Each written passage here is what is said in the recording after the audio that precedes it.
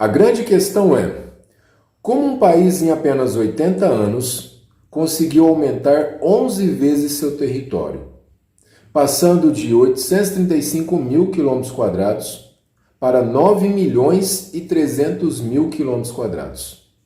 E a resposta é que foi a expansão territorial, mais conhecida como a conquista do oeste dos Estados Unidos. Este vídeo é sobre os Estados Unidos na primeira metade do século XIX.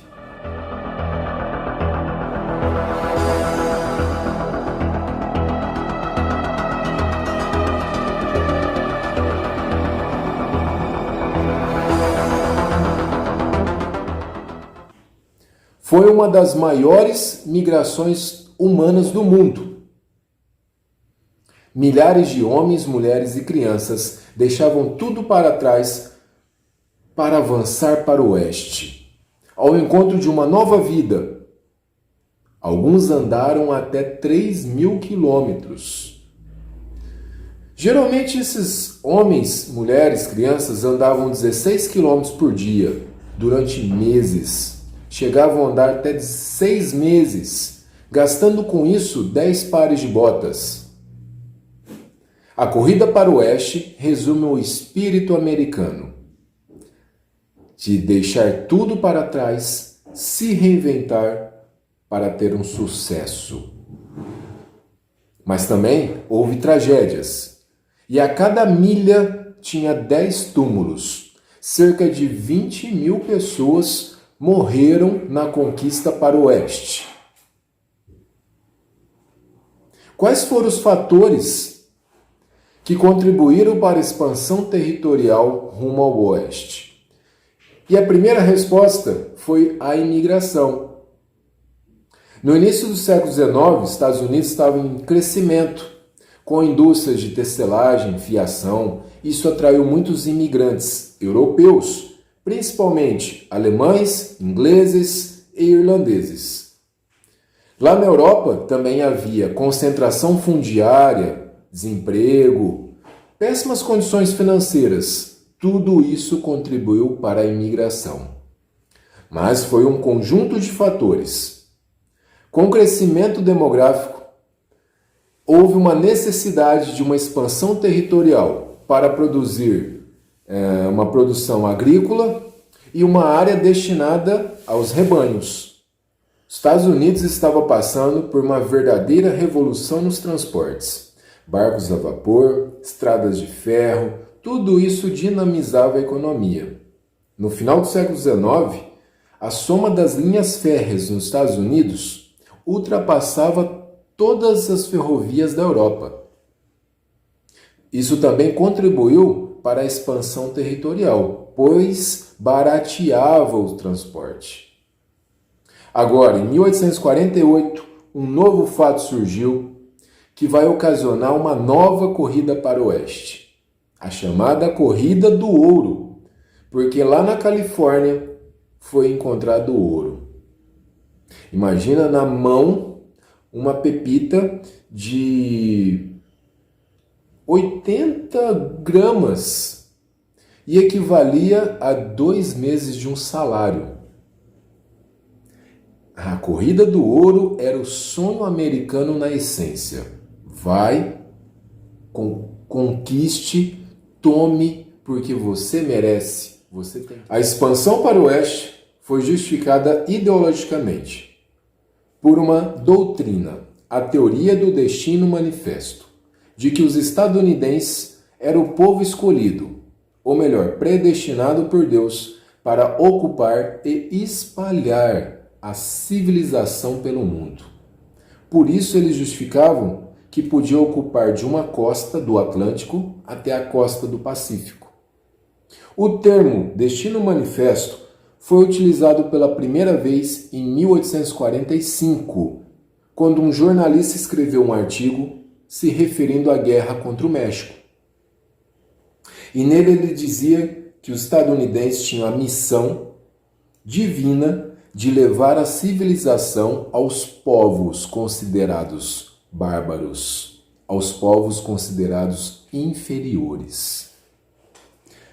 E por volta de 1850, o famoso escritor estadunidense Herman Melville escreveu um artigo, um texto sobre o Destino Manifesto, que dizia o seguinte: nós, os americanos, somos o povo escolhido por Deus, o Israel de nosso tempo. Somos os pioneiros do mundo e o restante do mundo tem que estar na nossa retaguarda. Outras nações não fizeram senão balbuciar, mas nossa voz será ouvida ao longe. O Destino Manifesto foi praticamente pintado numa tela de John Guest, chamada O Progresso Americano. Essa tela é de 1872 e mostra uma mulher loira levando na sua mão direita um livro e na mão esquerda cabos de telégrafo. Essa mulher loira representa o progresso. Para alguns, ela representa Colúmbia, a deusa do progresso. Em primeiro plano, vocês veem os colonos, chamados na história de pioneiros, levando ferramentas para o oeste. Vemos também os carroções, as diligências, as ferrovias, todos caminhando em direção ao oeste, que vocês sabem que é o lado esquerdo de qualquer mapa, tá? Lado oeste. E o interessante é que do lado oeste, os bisões estão sendo afugentados, os índios e os animais, porque eles são considerados todos selvagens. O lado direito, que é o lado leste, está iluminado, enquanto o lado que ainda não foi civilizado, entre aspas, está escuro. Então, pessoal, o que vocês acabaram de interpretar foi a tela chamada O Progresso Americano, que seria a personificação, a alegoria do Destino Manifesto. Agora, a conquista para o oeste ganhou um tom politizado com o presidente James Monroe na década de 1820, quando ele lança a doutrina Monroe, que em poucas palavras quer dizer América para os americanos. Esse era o lema da doutrina Monroe. Naquele momento, o presidente estava colocando-se a favor das independências latino-americanas. Estava se posicionando contra a intervenção europeia no continente americano. Mas com o tempo, nós vamos percebendo que a frase seria melhor definida como a América para os norte-americanos. A Lei Noroeste de 1787 foi importante para a ocupação do Oeste, para a expansão territorial, porque ela estabelecia as bases. Resumidamente, essa lei de 1787 definia a ocupação de novos territórios. Quando atingisse 60 mil habitantes livres, o território seria incorporado à União como um novo Estado. Isso impedia a subordinação desses novos estados aos mais antigos.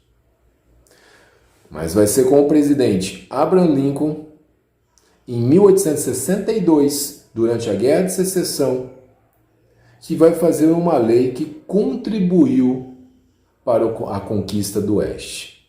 É a Lei do Povoamento, chamada Lei de Terras, ou em inglês Homestead Act, de 1862.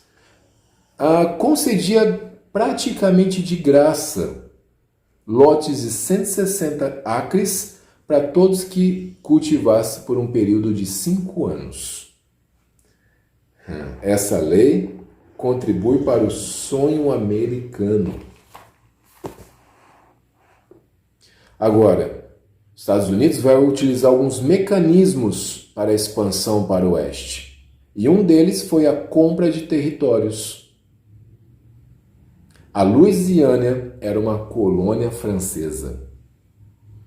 Naquela época, em 1803, o governante da França era Napoleão Bonaparte, que estava envolvido nas guerras europeias e até na guerra contra o Haiti, na Revolução Haitiana.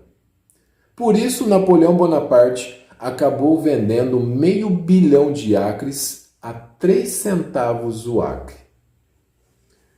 Foi uma das maiores compras da história. O presidente Thomas Jefferson, dos Estados Unidos, comprou a Louisiana por 15 milhões de dólares. Tempos depois, a Flórida foi comprada dos espanhóis por 5 milhões de dólares, no ano de 1819. E, finalmente, em 1867, a Rússia vendeu o Alasca aos Estados Unidos por 7 milhões de dólares. Mas os Estados Unidos não usou só a compra, usou também a diplomacia. O Oregon, que era uma colônia inglesa, foi cedido pela Inglaterra, porque mostrou pouco interesse nessa colônia.